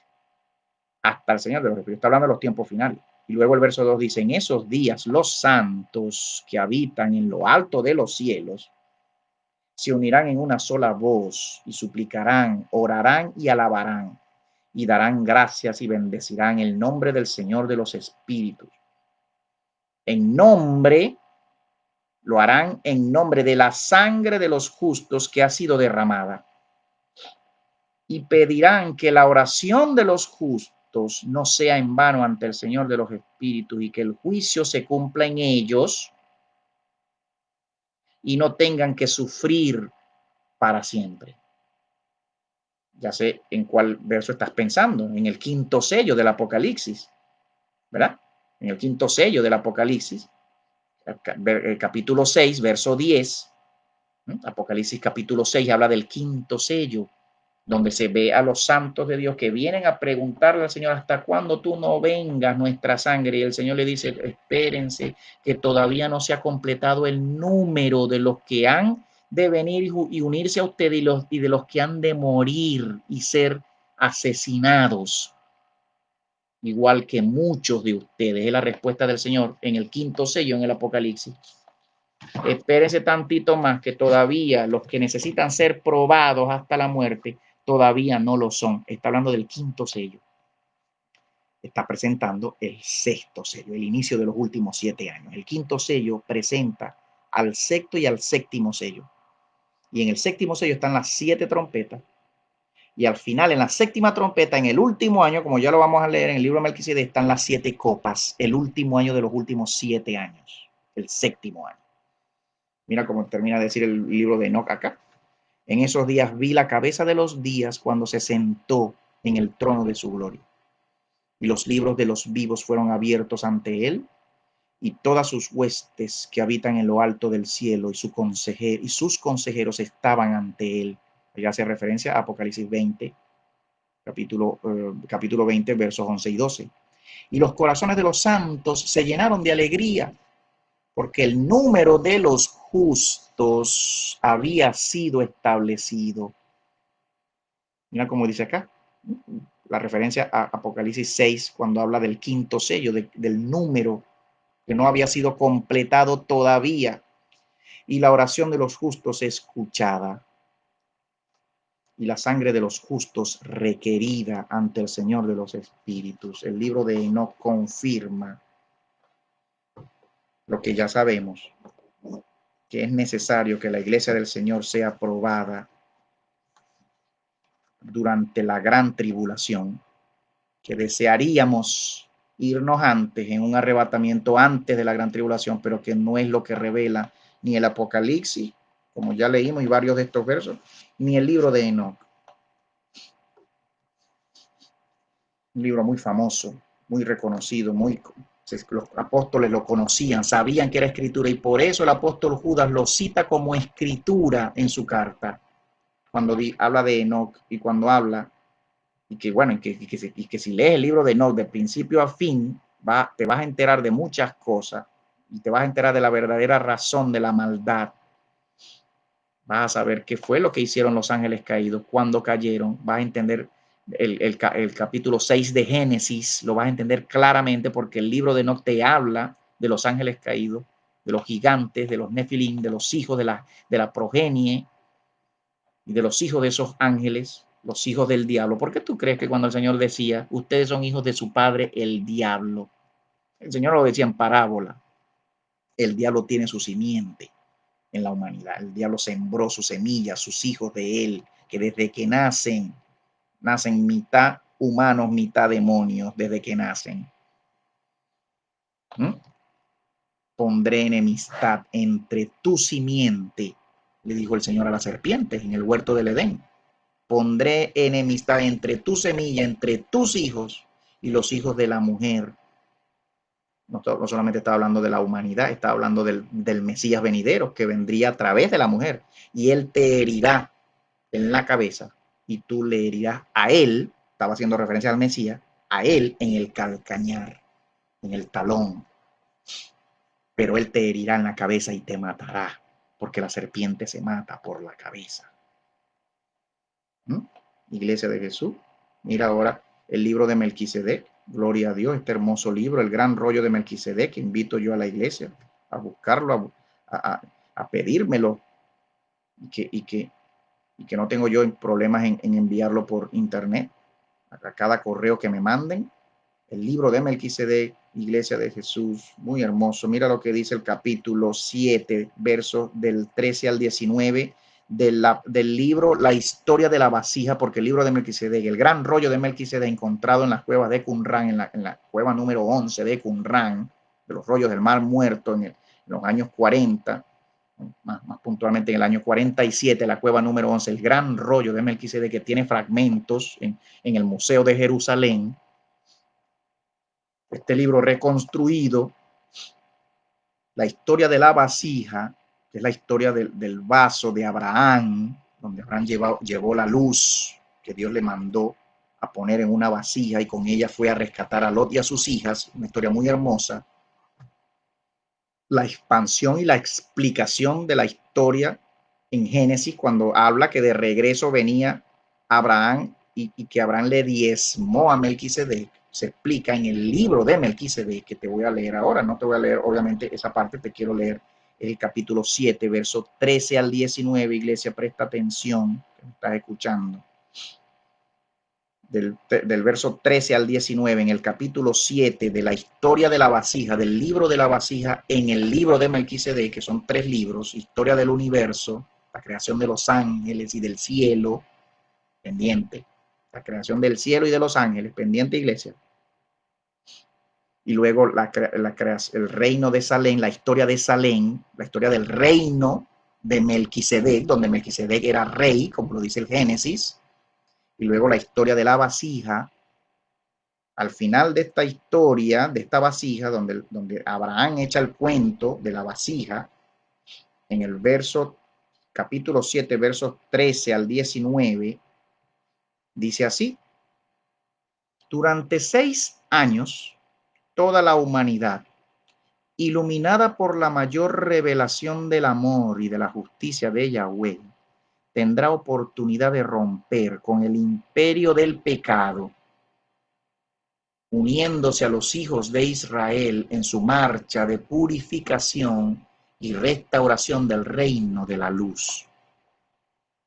El 14 dice: entonces acontecerá que todos los sobrevivientes de las naciones que marcharon contra Jerusalén en la guerra que ya viene, subirán año tras año para postrarse delante del rey Yahweh de los ejércitos y para celebrar la fiesta de Sukkot. Y acontecerá que aquella de entre las familias de la tierra que no suba y no venga, atraerá contra sí misma la plaga con la que Yahweh herirá a las naciones que no suban a celebrar la fiesta de Sukkot. Esto lo podemos desarrollar luego, no solamente está hablando de unas fiestas puntuales, la fiesta de Sukkot, la fiesta de los tabernáculos en el mes de Tishri, mes de octubre, en los, en los del 15 al 22 de octubre, Tishri, todos los años Israel celebraba la fiesta de Sukkot, la fiesta de los tabernáculos. Aquí no solamente está hablando que en estos años, después de la guerra, cuando el Señor salve a Israel de sus enemigos, en el Armagedón que ya viene, cuando el Señor abra la tierra y se trague a todas las tropas que se levantan para destruir a Israel por engaño de Satanás y de su hijo, el anticristo, la bestia que ya anda caminando y cabalgando en su caballo blanco, llamando a la paz y amenazando a los países con hacer la paz, con los países que no quiere pelear, ¿no? Porque no quiere hacerle la guerra a todo el mundo, obviamente. No puede hacérsela a todo el mundo porque no puede ganarla, hacerle la guerra a todo el mundo. Necesita estar en paz con los árabes para poder concentrarse en sus 3 reyes que él tiene que vencer, como lo dice la profecía, para él poder quedar de rey mundial. Rusia y sus aliados, China y sus aliados, Irán y sus aliados. 3 reyes, ¿no? La profecía en Apocalipsis dice que él vencerá a 3 de los 10 reyes que le darán su corona después de la guerra, a él, como el gobernante mundial. Aquí está hablando que no solamente se refiere a Sukkot a modo literal, sino que las familias de la tierra, las naciones que no abran su corazón a Dios y no reciban a su Hijo, porque la fiesta de los tabernáculos es una figura del mismo Cristo en el corazón. El tabernáculo del hombre es el corazón del hombre para Dios. La fiesta de los tabernáculos es una figura profética en el Antiguo Testamento para hablar del corazón de los hombres para Dios, para hablar del templo de Dios. ¿Dónde mora Dios? ¿Dónde habita Dios? ¿En templos hechos por manos de hombres? ¿En tabernáculos hechos por manos de hombres? No, el Señor desea habitar en el templo de tu corazón y de mi corazón. Aquí está haciendo referencia a que en esos días el Señor dará oportunidad a todas las naciones para que se arrepientan y abran sus corazones. Y el que no lo haga, el Señor traerá su plaga contra él. Verso 15 dice así: en aquellos años de oportunidad sonará por todas partes del mundo el último convite, la última invitación de misericordia, en un intento porque todos los pecadores se arrepientan y se unan en una eterna alianza con Yahweh, con Jehová, Yahweh.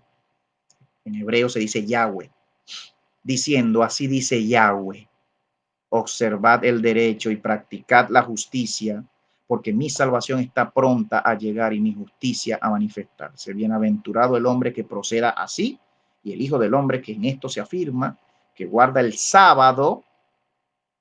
Ya hemos hablado de que los hijos de Dios debemos guardar el sábado, es el día de adoración, y no lo profana, y que guarda su mano de practicar el mal. No diga el extranjero que se entregó a Yahweh, naturalmente Yahweh va a excluirme de su pueblo. Ni diga el eunuco, no hay duda, yo no paso de un árbol seco, pues así dice Yahweh, así dice el Señor, Jehová, a los eunucos que guardan mis sábados y optan por aquello que es mi voluntad, permaneciendo fieles a mi alianza, he de darles en mi casa y dentro de mis muros un monumento y un nombre más precioso del que tendrían como hijos e hijas. He de darles un nombre eterno que no será extirpado. Y en cuanto a los extranjeros que se entregaren a Yahweh para servirlo, sí, para amar el nombre de Yahweh y convertirse en sus siervos, a saber, todos los que se abstienen de profanar el sábado y que se mantienen fieles a mi alianza, mi pacto a través de mi Hijo y de su sangre, yo los traeré a mi santo monte y los cubriré de alegría en mi casa de oración. Sus holocaustos y sus sacrificios serán bien aceptados en mi altar. En efecto, mi casa será llamada casa de oración para todos los pueblos. Usted estará preguntándose qué está hablando ahí el hermano Teo, a qué pueblo, a qué santos, a qué vencedores, dónde dice ahí que vamos a pasar la gran tribulación. El verso 17 dice: en los 6 años de oportunidad, Samael es el nombre verdadero de Satanás. Satanás es un título, no es un nombre como tal. Satanás es un título que significa acusador. Su nombre de él en los cielos, de este serafín, porque era un serafín, la serpiente antigua, seraf, el término seraf en hebreo, en Isaías 6, los serafines de 6 alas, cuando Isaías describe a los serafines, el término que usa Isaías ahí es seraf, y seraf significa serpiente en hebreo. Las serpientes ardientes, los seres angelicales que están junto al trono de Dios, que con 2 alas se tapan sus ojos, con 2 vuelan y con 2 se tapan sus pies. La raíz para describirlos a ellos es la raíz seraf, que es la misma raíz del término serpiente. Y que esta serpiente antigua, Samael, el gran engañador, en un gesto de desesperación, empleará todos los recursos posibles para impedir la realización de Yahweh a través de su pueblo. Está hablando ahí de los últimos 6 años, ¿verdad? En los 6 años de oportunidad, los últimos 6 años, en oposición a la santificación del sábado, que es la señal de la alianza entre Yahweh y sus escogidos, numerosas religiones aliadas a gobernantes impíos impondrán otro día para el culto, no pudiendo comprar ni vender todos aquellos que se mantuvieran fieles a la alianza de Yahweh, la marca de la bestia. En aquellos años de pruebas, los elegidos de Dios sobrevivirán mediante el cuidado de los ángeles, que los conducirán distantes de las ciudades populosas, que serán castigadas por las 7 últimas plagas que caerán sobre los impenitentes al final de los 6 años.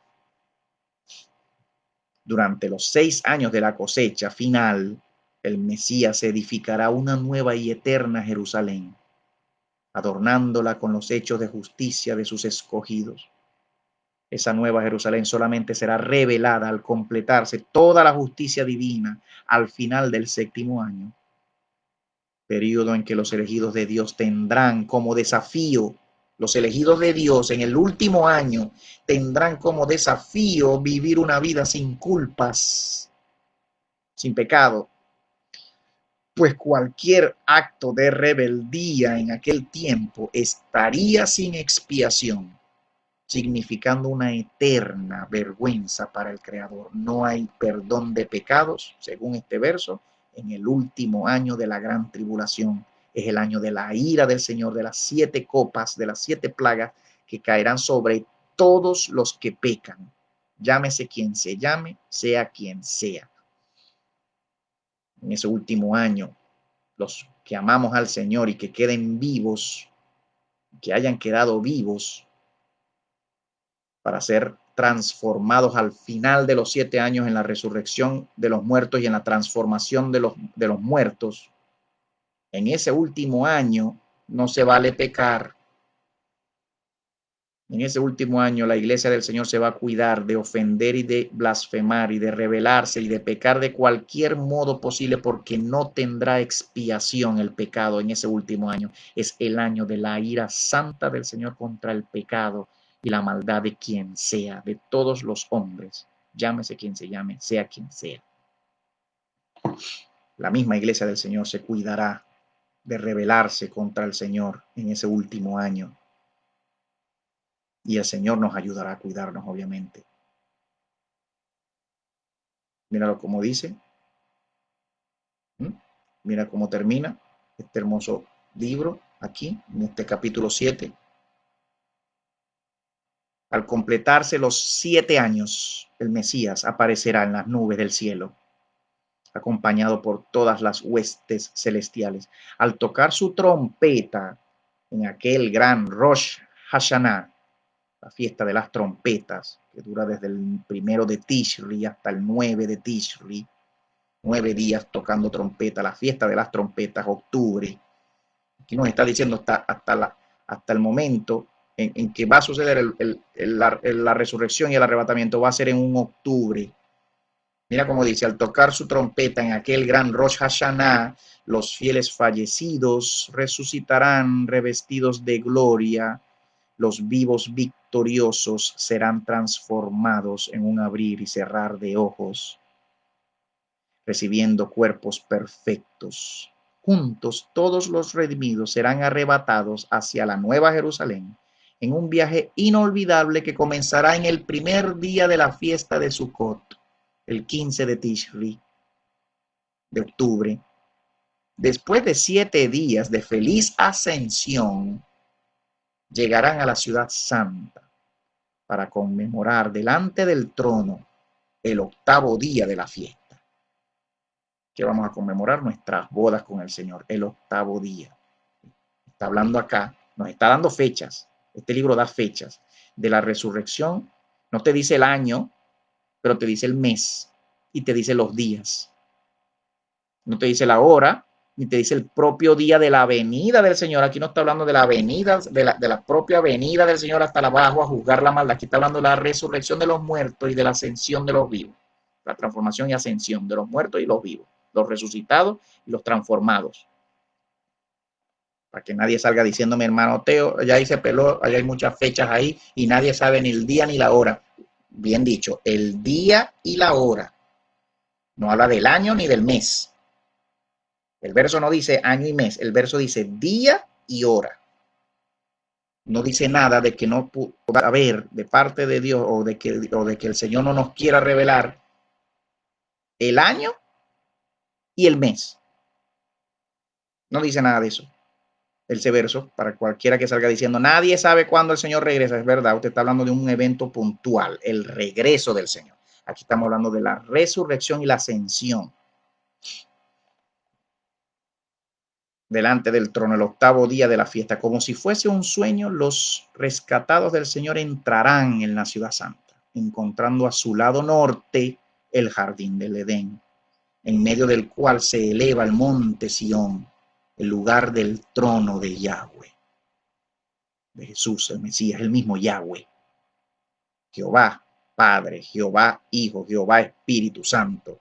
Jehová es el nombre de Yahweh en español, una transliteración al español es Jehová.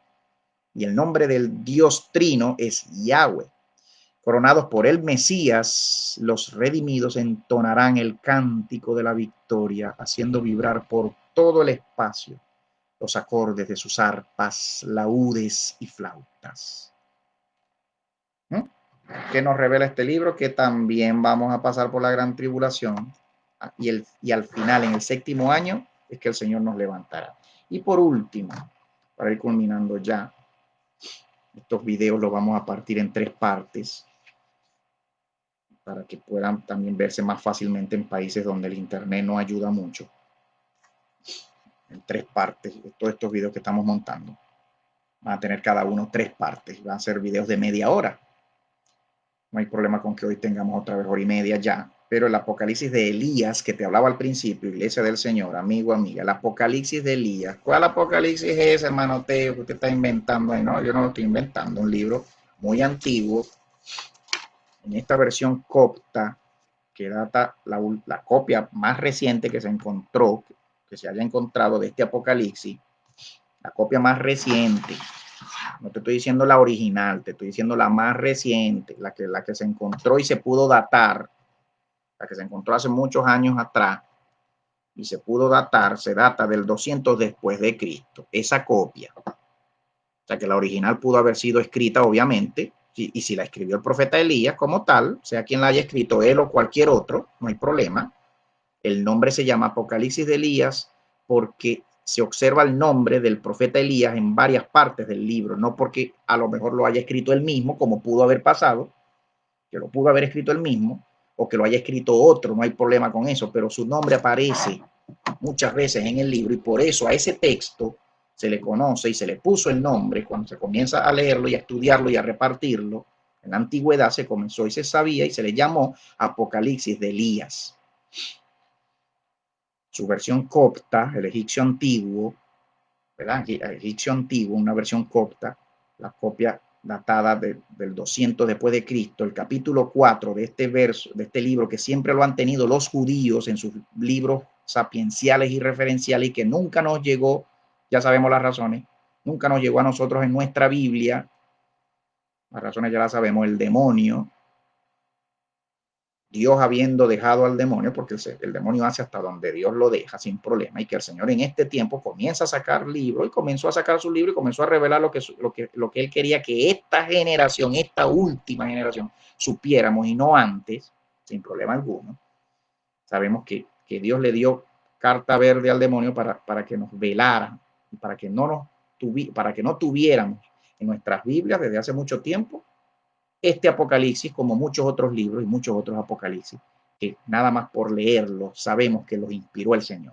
Muchos otros libros sabemos ya, como ya he dicho, no son inspirados por el Señor. Muchos de estos otros libros antiguos no son inspirados. Pero miren lo que dice el capítulo 4 de este Apocalipsis de Elías.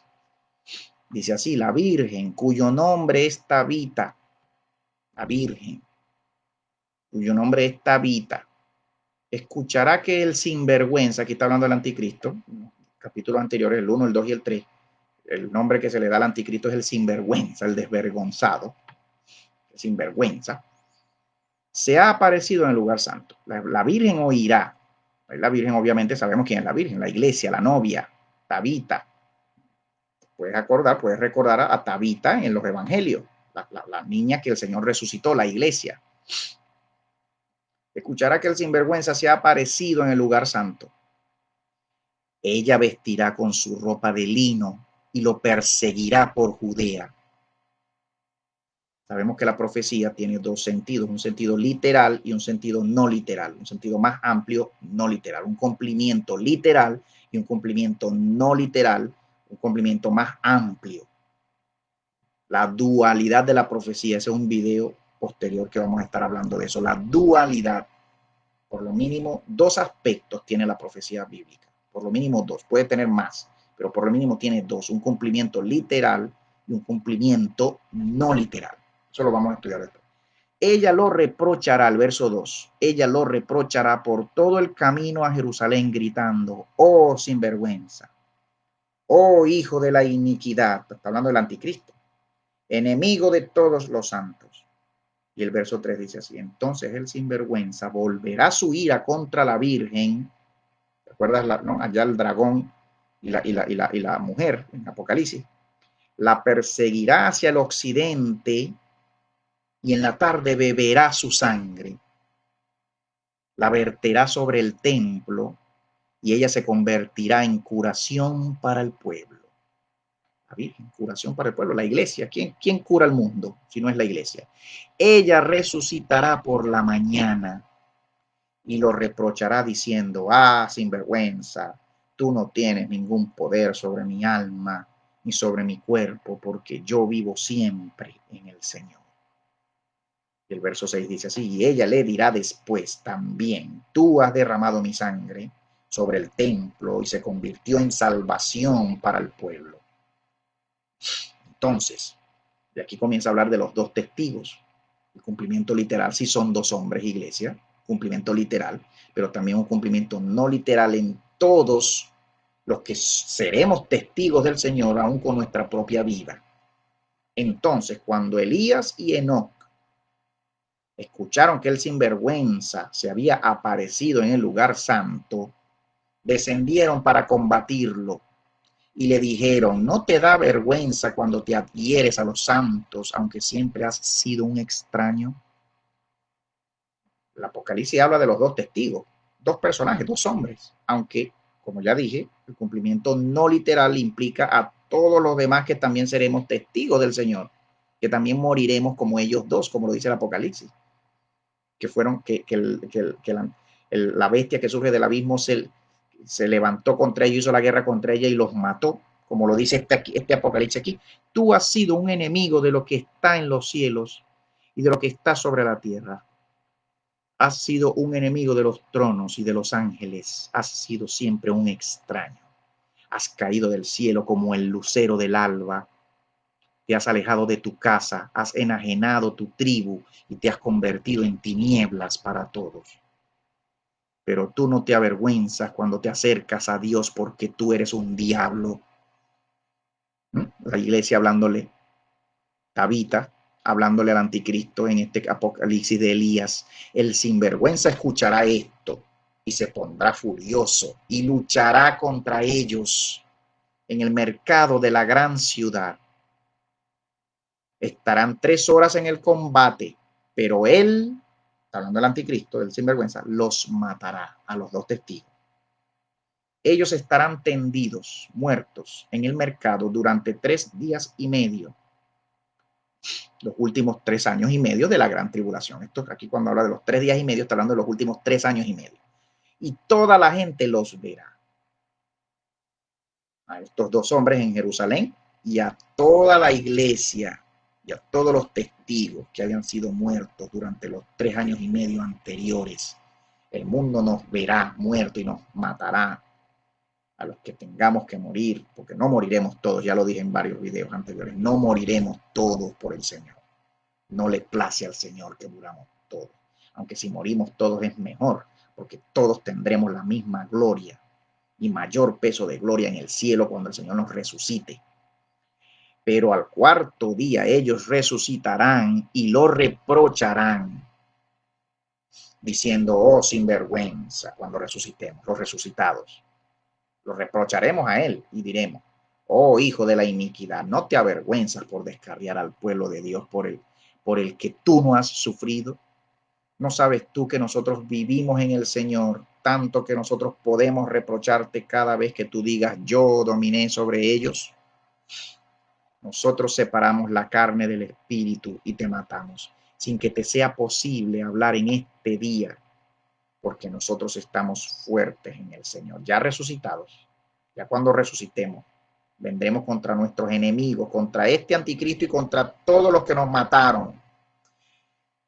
Vendremos fuertes en el Señor siempre, mas tú eres siempre hostil a Dios. El sinvergüenza escuchará, se enfurecerá y combatirá contra ellos. Y toda la ciudad se reunirá alrededor de ellos. Y en ese día se verán arriba en el cielo los resucitados, cuando resucitemos, brillando como las estrellas, y el pueblo y el universo entero los verán. Usted creía que la resurrección de los muertos iba a ser así nomás y ya para arriba, ¿no? Durante 7 días, lo vimos en el libro de Melquisedec que acabo de leer. El hijo de la iniquidad no dominará sobre ellos cuando resucitemos. Al final de los 7 años, volcará su furia sobre la tierra y cometerá él mismo una falta contra el pueblo. Perseguirá a todos los santos y junto con los sacerdotes de la tierra, ellos serán llevados prisioneros ante él. Los últimos 3 años y medio es cuando él se vuelve contra la iglesia. Los primeros 3 años y medio de los últimos 7 años es cuando él lucha contra los 2 testigos, estos 2 hombres en Israel, los vence, y en la mitad de los 7 años es cuando estos 2 testigos subirán. Pero él se volcará su furia contra la iglesia, y en los últimos 3 años y medio él matará al resto de la iglesia, como lo dicen muchos versos, y al final de esos 3 años y medio, que es el final de los 7 años, es cuando el Señor nos resucita a todos los demás. Perseguirá a todos los santos y junto con los sacerdotes de la tierra ellos serán llevados prisioneros ante él. Los matará y los destruirá y ordenará que les sean sacados sus ojos con clavos de hierro. Les quitará la piel de la cabeza, les arrancará sus uñas de una en una y ordenará que les coloquen vinagre y lejía en sus narices. Entonces, quienes no puedan soportar las torturas de ese rey, está hablando de los traidores, tomarán su oro y huirán por los vados de los ríos hacia el desierto. Cuando mueran estarán como quienes duermen. El Señor mismo recibirá sus espíritus y sus almas. Sus carnes se harán duraderas como una roca y ninguna bestia la comerá hasta el último día del gran juicio. Entonces ellos se levantarán y encontrarán un lugar de descanso, pero no compartirán el reino del ungido como los que resistieron. Porque el Señor dice, a quienes resistieron les concederé un sitio a mi mano derecha. Ellos obtendrán gracia para los demás. Ellos vencerán sobre el hijo de la iniquidad. Verán la disolución del cielo y de la tierra y recibirán los tronos de la gloria y las coronas. Mira cómo termina el capítulo 4. Serán 60 justos serán escogidos en esos días. Es parte del cumplimiento no literal de la profecía de los 2 testigos. Está hablando de 60 más. Serán preparados. Ellos se armarán con las corazas de Dios. Correrán hasta Jerusalén. Combatirán contra el sinvergüenza, diciendo todas las obras prodigiosas que los profetas hicieron desde el comienzo, tú las has hecho. Pero tú no puedes resucitar a los muertos, porque no tienes el poder de dar vida. Por eso hemos conocido que eres el hijo de la iniquidad. El sinvergüenza escuchará esto y se enfurecerá, y ordenará colocar fuego en los altares y amarrar a los justos para colocarlos sobre ellos y quemarlos. Así termina el capítulo 4 del Apocalipsis de Elías, el Apocalipsis que llaman el Apocalipsis cristiano.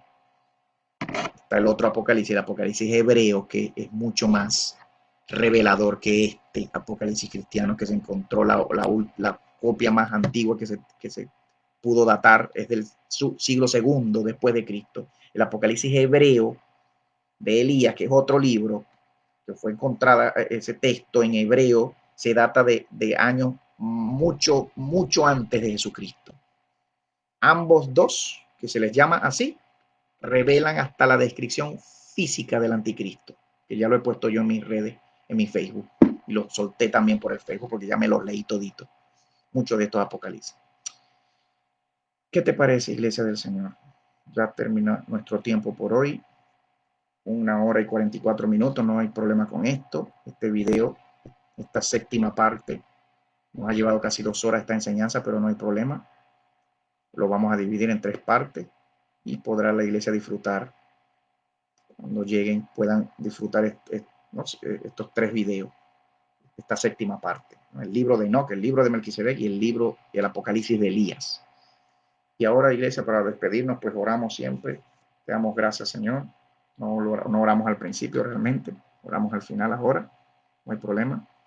Y te pedimos, Señor, los unos por los otros. Yo quiero orar por mis hermanos, tus hijos, que hoy vienen a ti, que hoy venimos a ti, Señor.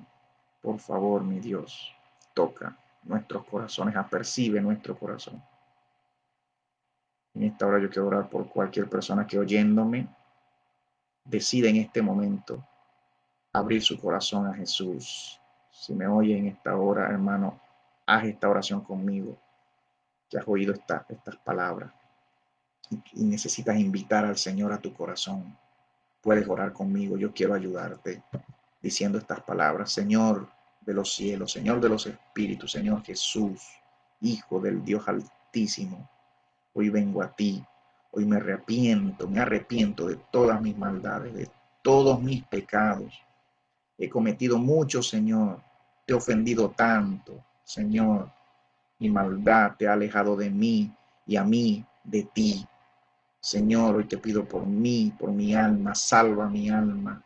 Jesús, perdona mis ofensas, limpia mis pecados, Señor, con tu sangre, lávame, borra mis rebeliones de tus libros, Señor. Vengo a ti humilde, vengo a ti necesitado, vengo a ti quebrantado, tócame, perdóname.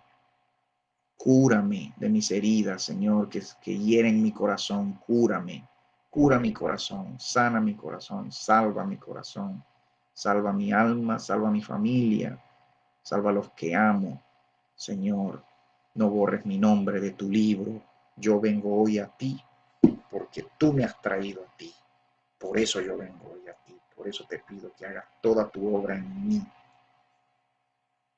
pelees por mí en esta hora, que reprendas al demonio de mi vida, de mí, de mi familia, de mi casa, y en el nombre de Jesús lo eches fuera, Señor. Padre bueno, Padre amado, gracias por tu Espíritu sobre mí. Permíteme bautizarme muy pronto. Ayúdame a encontrar, Señor, una congregación, unos pastores con los cuales caminar. Permíteme, Dios mío, bautizarme delante de ti, cumplir con toda justicia. Permíteme también comenzar a cuidar y a guardar tu alianza y tu sábado. Todos los sábados delante de ti serán para ti, Señor, como tú lo ordenas en tu libro. Gracias, Señor. Gracias, Jesús. Entra en mí. Salva mi vida. Salva mi corazón. Salva mi familia. Te adoro, Señor. Te doy gracias porque moriste en la cruz por mí. Y yo acepto tu sacrificio y tu sangre para mi vida y para mi familia. Sálvanos, Señor. En el nombre de tu único Hijo Jesús, el que tú amas, el que yo amo. Amén. Gracias, Señor, por tu iglesia. Gracias, Señor, por este tiempo. Te adoro. Gracias, Padre bueno. En el nombre de tu único Hijo, Iglesia de Jesús, descansa ahora. En el nombre del Señor, gracias por tu tiempo. Gracias por escucharme. Están nuestros correos, nuestros números de teléfono, de contacto, para poder compartir estos libros y muchas cosas más. Su servidor se despide. Dios los bendiga.